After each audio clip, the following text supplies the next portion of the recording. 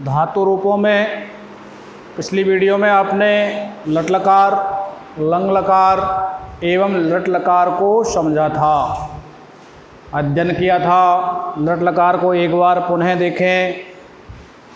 इसमें जो ईसेट धातुएं होती हैं, यानी जहाँ ई की आवश्यकता होती है, यानी हलंत वाली जो धातुएं होती हैं, उनमें उनके लट लकार में यानी भविष्य काल में रूप लिखते समय पहले धातु में ई लगाया जाता है, लघु ई। इसके बाद में लट लकार के रूप लिखे जाते हैं। जैसे मान लीजिए अपन पट धातु के रूप लिखते हैं, तो ये ईसेट धातु है, इसमें पहले ई जुड़ेगा, तो ये हो जाएगा पठी।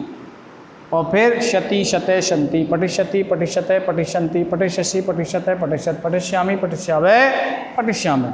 लेकिन जो धातु ईसेट नहीं है, आकारांत धातु है, तो आकारांत धातु जो भी है उसका रूप बदलेगा नहीं, ज्यों के त्यों आएगा। जैसे दा है, तो ये ऐसे कैसे चलेगी? दास्यति, दास्यते, दास्यन्ति, दास्यसि, दास्यथे, दास्यथ, दास्यामि, दास्यावह, दास्यामः। जैसे मान लीजिए क्री धातु है, तो क्री का कर करिष्यति, करिष्यते है, करिष्यन्ति, करिष्यसि, करिष्यते, करिष्यत, करिष्यामि, करिष्यावः, करिष्यामः। मान लीजिए पा धातु है, आकारांत है, ईसेट धातु नहीं है, तो इसके डायरेक्ट ऐसे कैसे चलेंगे? लट लकार में कोई धातु बदलती नहीं है। पाश्यति, पाश्यते, पाश्यन्ति, पाश्यसि, पाश्यते, पाश्यत, पाश्यामि, पाश्यावः, पाश्यामि। लेकिन इसका एक अपवाद है, जैसे भू धातु का भव होता है, आपको पता है। लट लकार में लिखते हैं, लंग लकार में लिखते हैं, लोट लकार में लिखते हैं, विधिलिंग लकार में होते हैं तो भव होता है। भविष्य काल में भी भू का भव ही होगा, लेकिन भव जब कर देंगे इसको तो ये ई सेट बन गई। तो ई सेट धातु में पहले ई लगता है, तो भविष्यते, भविष्यति, भविष्यते, भविष्यन्ति, भविष्यसि, भविष्यते, भविष्यत, भविष्यामि, भविष्यावः, भविष्यामः। लेकिन मान लीजिए कोई ईकारांत धातु है, शुरू में प्रारंभ में ई की मात्रा है, जैसे नी, लेख। प्रारंभ में अगर ई की मात्रा, इसका तो अंतिम वर्ण भी वही है, प्रारंभिक वर्ण भी वही है। जैसे इसमें प्रारंभिक वर्ण है ली। अगर प्रारंभिक वर्ण में ई है तो ई के स्थान पर ए हो जाएगा। जैसे नी, वैसे नी का होता तो नय है और लकारों में, लेकिन इसमें नय नहीं होगा, ई की मात्रा है, ए हो जाएगा। तो ने, नी की जगह लेना है अपन को ने। और फिर चलेंगे इसके रूप नेष्यति, नेष्यते, नेष्यन्ति, नेष्यसि, नेष्यथे, नेष्यथ, नेष्यामि, नेष्यावः, नेष्यामः। इसमें विशेष ध्यान ये रखना है कि जिस प्रकार से लट लकार के रूप थे, लट लकार के रूपों में जो विसर्ग लगे हुए थे जिस जगह पर, वही विसर्ग लट लकार में लगेंगे, भविष्य काल में लगेंगे। वर्तमान काल में जो विसर्ग थे वही विसर्ग भविष्य काल में आएंगे। तो वर्तमान काल में आपने पढ़ा था कि एल आकार में विसर्ग थे, यानी तीनों द्विवचनों में थे और एक अंत के बहुवचन में था, तो ये एल बन गया। एल आकार में लट लकार में विसर्ग आते हैं या लगते हैं। तो इस प्रकार से लट लकार, लंग लकार और लट लकार के रूपों का आपने भली प्रकार से अध्ययन किया। कृपा करके इन लकारों के रूपों को आप स्मरण कर लें, क्योंकि रचनात्मक कार्यों में कारकों की आवश्यकता पड़ती है और विशेष रूप से इन धातु लकार और शब्द धातुओं के रूपों में और शब्द रूपों की बहुत ज़्यादा ज़रूरत पड़ती है। अगर धातु रूप और शब्द रूप हमें याद नहीं है तो रचनात्मक कार्य नहीं कर सकते, बाद में ज़रूरत पड़ती है कारकों की। प्रारंभिक चीज़, पहली चीज़ तो रचनात्मक कार्यों में धातु रूप और शब्द रूप हैं, इसके बाद में लकारों से काम पड़ता, उससे कारकों से काम पड़ता है। तो अब अगला देखेंगे अपन लोट लकार। लोट लकार का तात्पर्य होता है आज्ञार्थ काल।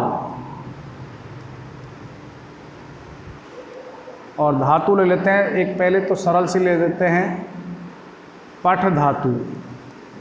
पठ धातु लोट लकार आज्ञार्थ काल। आज्ञार्थ किसे कहते हैं? ऐसा कोई वाक्य जिसमें या तो आज्ञा ली जाए अथवा किसी को आज्ञा दी जाए, वो आज्ञार्थ काल कहलाता है। किसी व्यक्ति को अपन आज्ञा दे कि तुम विद्यालय से जाओ, तुम बाजार जाओ, तुम यहाँ आओ, तुम वहाँ जाओ, तुमने ये किया, तुमने वो किया, तो जो आज्ञा दी जाती है अथवा आज्ञा ली जाती है वो आज्ञार्थ काल होता है। इसमें क्या मैं जाऊँ, तो इसमें पूछा गया है कि क्या मैं जाऊँ, तो ये आज्ञार्थ काल है। और आज्ञार्थ काल को संस्कृत में लोट लकार कहते हैं। तो आज्ञार्थ काल के रूप कैसे चलते हैं वो देखिए। सबसे पहले पुरुष, आपको पता है 3 पुरुष होते हैं, प्रथम पुरुष, मध्यम पुरुष एवं उत्तम पुरुष। इसके बाद में 3 वचन होते हैं, एक वचन, द्विवचन एवं बहुवचन। एक टेबल बनाते हैं। जैसे पहला है आपका प्रथम पुरुष, दूसरा है आपका मध्यम पुरुष और तीसरा है आपका उत्तम पुरुष। तो प्रथम पुरुष में ले लेंगे तीनों वचन, मध्यम पुरुष में ले लेंगे तीनों वचन एवं उत्तम पुरुष में ले लेंगे तीनों वचन। तो जैसे अतु अताम अंतु एतम अतानि आवाम चलते हैं। पठतु, न हलंत है न विसर्ग है। पठताम, इसमें हलंत है। पठन्तु, इसमें कुछ भी नहीं है। पठतु, पठताम, पठन्तु। पठ, पठतम, यहाँ भी हलंत है। पठ, पठतम, पठत। पठानी, पठाव, पठाव। इसमें केवल 2 हलंत हैं। ये सबसे सरल रूप हैं। इनमें केवल 2 हलंत आते हैं बस, जो दोनों द्विवचन में हैं, प्रथम पुरुष एवं मध्यम पुरुष में। पठतु, पठताम, पठन्तु, पठ, पठतम, पठत, पठानी, पठाव, पठाम। केवल विशेष बात या विशेष ध्यान देने योग्य बात यह है इसमें कि प्रथम पुरुष का जो द्विवचन है और मध्यम पुरुष का जो द्विवचन है, केवल इन दोनों में ही हलंत आता है, बाकी में हलंत नहीं आता है। लास्ट में इनको जोड़ दें, अतु, अताम, अंतु, ए, अतम, अत, आनी, आव, आम। पठतु, पठताम, पठन्तु, पठ, पठतम, पठत, पठानी, पठाव, पठाम। इसी प्रकार से जैसे किसी अन्य धातु के रूप लेते हैं, वही अतु, अताम, अंतु, ए, अतम, अत, आनी, आव, आम, इनको लास्ट में जोड़ दिया जाता है तो लोट लकार का रूप बन जाता है। तो यहाँ ले लेते हैं अपन नी के। नी धातु लोट लकार। नी के जब रूप चलते हैं तो आपको पता है नी की जगह नय हो जाता है। तो नयतु, नयताम, नयन्तु। नय, नयतम, नयत। नयानी, नयाम और नयाम। वही अतु, अताम, अंतु, एतमत, आनी, आव, आम, ये एक से अंत में जोड़ दिया जाएगा। 2 जगह हलंत लगा दिए जाएंगे। अगर स्पष्ट दिखाई नहीं दे रहे तो अलग कर दें इनको इस प्रकार से। नयतु, नयताम, नयंतो, नय, नयतम, नयत, नयानी, नयाव, नयाम। अब थोड़ी सी कठिन धातु ले लेते हैं, क्री धातु, लोट लकार। जैसे आपने देखा था लटलकार में जो सामान्य धातुएं हैं उनसे थोड़ा सा भिन्न था क्री धातु के। करोति, कुरुते, कुर्वन्ति, करोषि, कुरुते, कुरोत, करोमि, कुर्वे, कुर्म, इस प्रकार चला था। अब लोट लकार में देख लेते हैं इनको, ये कैसे चलते हैं। करोतु,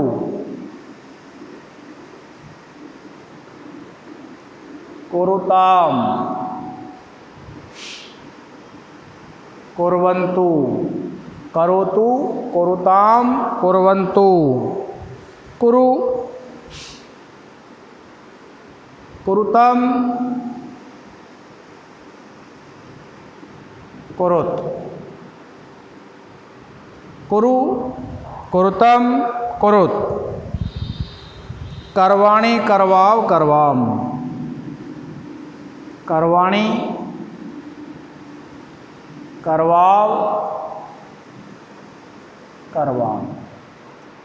इसमें वही केवल दो हलंत, करोतु, कुरुताम, कुर्वन्तु, कुरु, कुरुतम, कुरुत, करवाणी, करवाव, करवाम, ये थोड़े से भिन्न हैं, जरा से थोड़ा सा अंतर है, इसलिए इनको भी स्मरण कर लें ध्यानपूर्वक। इसके बाद में एक थोड़ी सी और कठिन एक धातु है, उनके थोड़े से भिन्न है, थोड़े से ज़्यादा अंतर नहीं है, उसको भी हम लोग स्मरण करेंगे। अश धातु, अस मीन्स होना, जैसे अस्तु, स्ताम, संतु, अस्तु, स्ताम, संतु, एधि, स्तम, एधि, स्तम, स्त, यहाँ हलंत है। असानी, असाव, असाम, असानी, असाव और असाम। तो ये अस धातु के अस्तु, स्ताम, संतो, एधि, स्तमेस्त, असानी, असाव, असाम। तो ये आपका जो लोट लकार था, ये लोट लकार पूर्ण हुआ। जैसे इनका वाक्य में प्रयोग कैसे करते हैं, मान लीजिए एक वाक्य बना दिया कि क्या मैं जाऊं, क्या मैं जाऊं, तो ये किसी व्यक्ति से आज्ञा ले रहा है, तो आज्ञा ली जाए अथवा दी जाए। तो आपको पता है क्या जो शब्द है, क्या मैं जाऊं, इसकी तो आप जानते ही हैं कि किम होती है संस्कृत। किम मीन्स क्या, मैं एक कर्ता है, कौन से पुरुष का है, उत्तम पुरुष एक वचन, जिसको अहम से व्यक्त किया जाता है। किम अहम, अब कर्ता हमारा उत्तम पुरुष एक वचन है, तो क्रिया भी उत्तम पुरुष एक वचन आएगी। आज्ञा ले रहा है, इसका मतलब आज्ञार्थ काल की, उत्तम पुरुष एक वचन, ये आज्ञार्थ काल की। तो गम माना जाना, गम की जगह गच्छ हो जाता है, गच्छानी। किम अहम गच्छानी, क्या मैं जाऊं। तुम सब पढ़ो, तुम सब पढ़ो। इसमें किसी ने आज्ञा दी है कि तुम सब पढ़ो। तुम सब की संस्कृत यूयम, यूयम,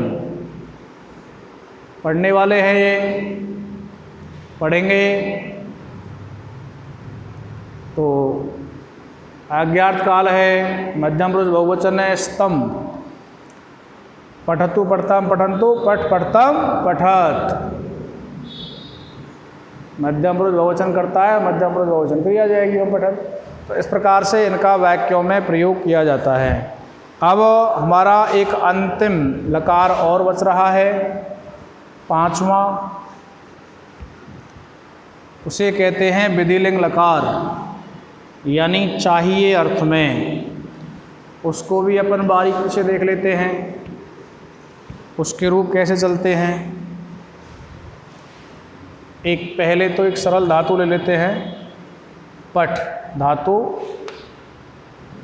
और विधिलिंग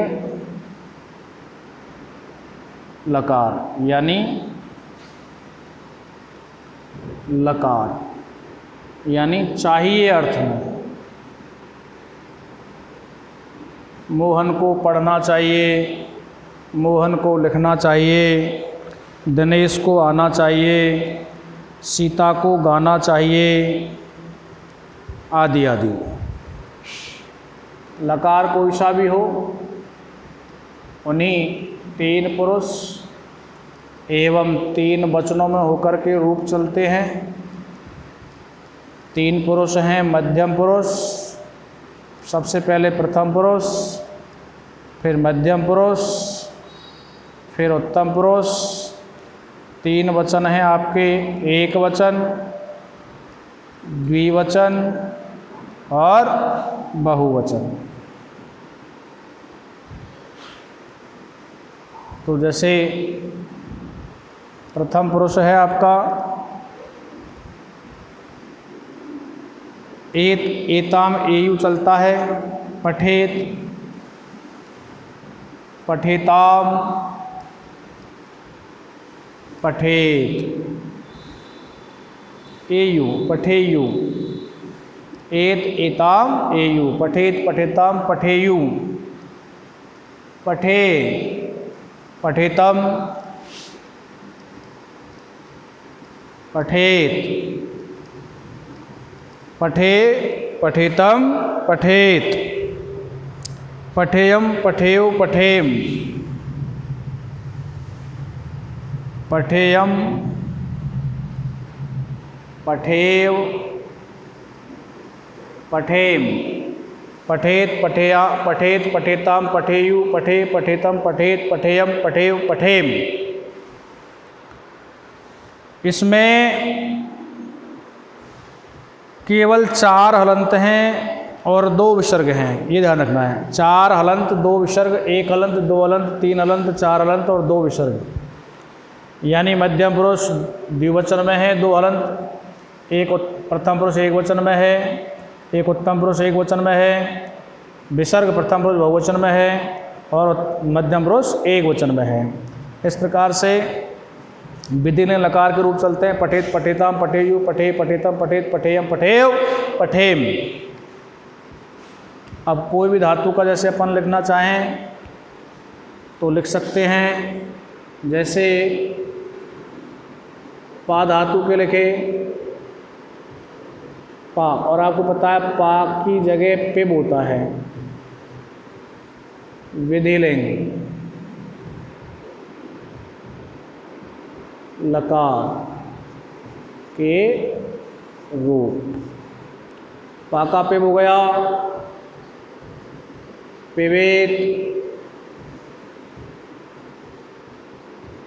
पिबेताम,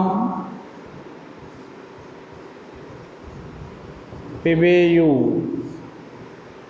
फिर पिबे, पिबेतम, पिबेतम, पिबेत, पिबेयम,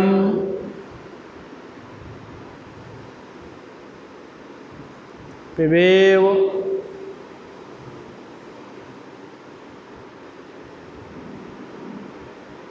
पिबेम।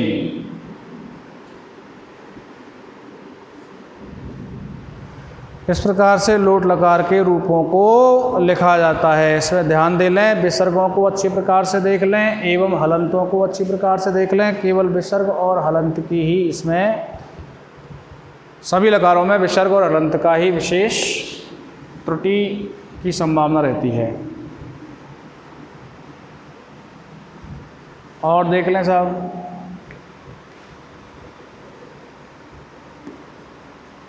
एक धातु और ले लें अपन, जैसे घ्रा ले लिया। घ्रा मीन्स सूंघना। जिग्रेत, जिग्रेता,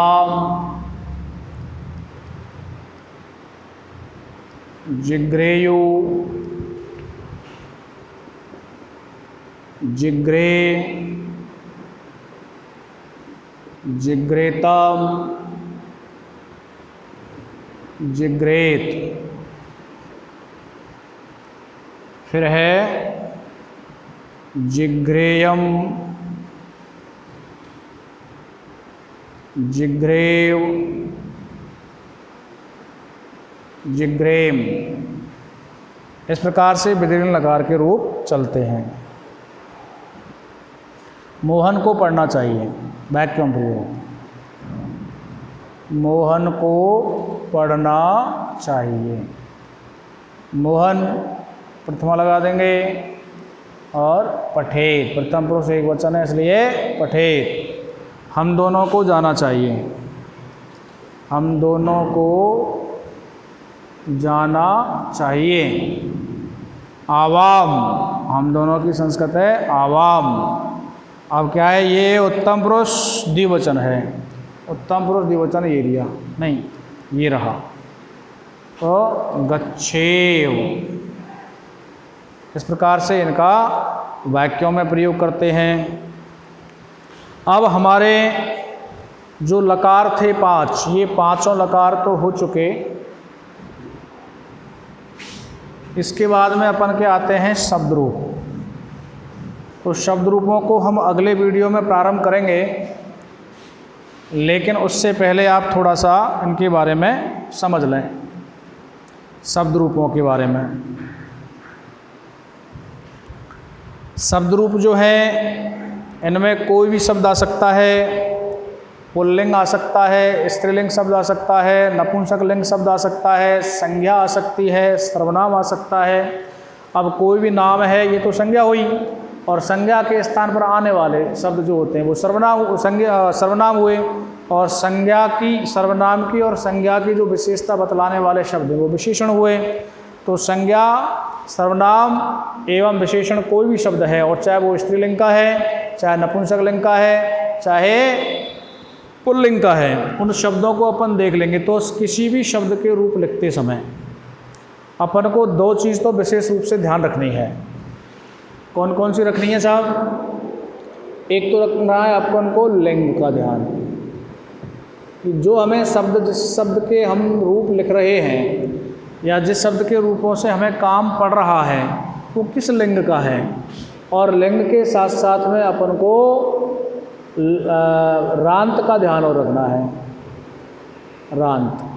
अब जैसे लिंग के बारे में तो आप भली भांति जानते होंगे कि जो पुरुष जाति से संबंधित है, ऐसे शब्द जो पुरुष जाति से संबंधित है वो तो पुल्लिंग होता है, और जो स्त्रीलिंग जाति से, स्त्री जाति से संबंधित है वो स्त्रीलिंग होता है, और जो न पुरुष जाति से संबंधित है और न ही स्त्री जाति से संबंधित है वो नपुंसक लिंग होता है। पुरुष जाति संबंधित एक तो पुरुष हो गया, पुरुष है, लड़का है, घोड़ा है, आपका विद्यालय है, आपका चिड़ा है, आपका वकरा है। जो पुरुष वृक्ष है, जो पुरुष जाति से संबंधित है वो पुल्लिंग होगा। अब स्त्री जाति से संबंधित है, जैसे सारिका, चंद्रिका, देवी, नदी, रमा, सीता, गीता, नर्मदा, ये स्त्री जाति से संबंधित हैं। जो स्त्री जाति से संबंधित है वो स्त्रीलिंग कहलाता है, और जो न पुरुष जाति से संबंधित है और न ही स्त्री जाति से संबंधित है वो नपुंसक लिंग कहलाता है। जैसे आपका मोबाइल फ़ोन, आपकी कलम, पुस्तक, पत्र, पुष्प, फूल, ये सब नपुंसक लिंग से संबंधित है। लेकिन एक रांत शब्द, ये रांत क्या होता है? सभी लिंगों में चलते हैं ये रांत। रांत का मतलब आप जिस शब्द का आपने चयन किया है, जिस शब्द के आप रूप लिख रहे हो, या जिस शब्द के रूप का आप कहीं प्रयोग कर रहे हो, तो उस शब्द का रांत देख लेना चाहिए। रांत क्या होता है कि कोई भी शब्द के अंत में, किसी भी शब्द के अंत में कौन सी मात्रा लगी हुई है, उस मात्रा को उसी रांत से जाना जाता है। जैसे आपका पुल्लिंग शब्द का एक राम शब्द है, मान लीजिए। अब हमने लिंग तो इसका देख लिया कि ये पुल्लिंग शब्द है, राम एक आदमी का नाम हो सकता है। तो इसका रांत क्या है? इसके अंतिम जो वर्ण है वो मैं है, बिना हलंत वाला है, इसमें हलंत नहीं है। तो मैं का जब अपन उच्चारण करेंगे मैं, तो इसमें ए की ध्वनि निकलेगी, ए। तो ए है इसमें, इसलिए ये कहलाएगा अकारांत। अब जैसे मान लीजिए दूसरा शब्द ले लिया आपने हरि, तो हरि है तो पुल्लिंग, लेकिन रांत कौन सा है, इसमें ई की मात्रा है, तो ये हो गया आपका एकारांत। ले लिया आपने, मान लीजिए भानु, भानु तो है तो पुल्लिंग शब्द, भानु सूर्य है, और नाम भी हो सकता है किसी पुरुष का, तो लेकिन इसके अंत में ऊ की मात्रा है, तो ये हो गया उकारांत। पितृ शब्द है, पितृ, तो इसका अंतिम वर्ण त्रि, पितृ वैसे पुल्लिंग शब्द है, पितृ मीन्स पिता, लेकिन इसका लास्ट में री की मात्रा है, तो ये हो गया आपका ऋकारांत। एक रमा, अब रमा है तो स्त्रीलिंग शब्द, रमा स्त्रीलिंग शब्द है, लेकिन अंत में मात्रा क्या है, आ, तो ये हो गया आकारांत। नदी स्त्रीलिंग शब्द है, ई की मात्रा है, तो ये हो गया ईकारांत शब्द। तो इस प्रकार से अब ये जो राम शब्द है ये पुल्लिंग, अकारांत पुल्लिंग शब्द माना जाएगा इसको। अकारांत, पहले रांत बोल दो, अकारांत और पुल्लिंग। हरि ये एकारांत पुल्लिंग, भानु उकारांत पुल्लिंग, पितृ ऋकारांत पुल्लिंग, रमा आकारांत पुल्लिंग, नदी ईकारांत पुल्लिंग। इस प्रकार से रांतों का चयन किया जाता है। नपुंसक लिंग शब्द जो हैं, जैसे पत्र, पत्ता, पत्र, ए, ते और रे, इसमें ए भी मिला हुआ है, तो आगे ए की ध्वनि है और पत्र नपुंसक लिंग है, तो अकारांत नपुंसक लिंग शब्द। जैसे दे दिया आपने वारी, वारी में जल होता है, नपुंसक लिंग में है और एकारांत शब्द है, तो एकारांत वारी शब्द। हनु, हनु मीन्स ठोड़ी, या रज्जू, रज्जू मीन्स रस्सी, तो ये नपुंसक लिंग शब्द है, लेकिन मात्रा काय की है, ऊ की, तो ये हो गया उकारांत नपुंसक लिंग शब्द। तो जिनके रांत और लिंग समान हैं, ऐसे कोई शब्द हैं जिनका लिंग और रांत समान है, तो उनके रूप भी समान चलते हैं। जिनके लिंग और रांत समान हैं उनके रूप भी समान चलते हैं, जिनको हम अगली वीडियो में प्रस्तुत करेंगे। तब तक के लिए आप सभी विद्यार्थियों का, सभी अभिभावकों का धन्यवाद, जो आपने हमको ढंग से सुना और सुनते